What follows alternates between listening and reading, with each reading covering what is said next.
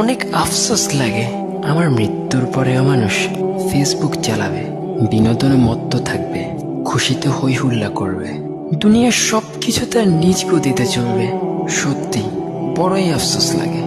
মানুষ হাসতে ভুলবে না, দুনিয়াটা থমকে যাবে না, কিছু বিঘ্ন ঘটবে না, চাঁদ তার জ্যোৎস্না ছড়ানো বন্ধ করবে না, তারকাগুলো আমার সাথে হারিয়ে যাবে না, সবকিছু সেই আগের মতোই চলবে। আফসোস শুধু আমি থাকবো না, তাতে কারে বা কি যায় আসে। কিছুদিন পর তো এমনিতেই সবার কান্না বন্ধ হয়ে যাবে, ভুলে যাবে আমায় সবাই। শত আপন হওয়ার সত্ত্বেও তারা আমার দুঃখে আমার সাথে মারা যাবে না, আর আমি মারা গেলেও ওদের হাসিটা চিরতরে বন্ধ হবে না।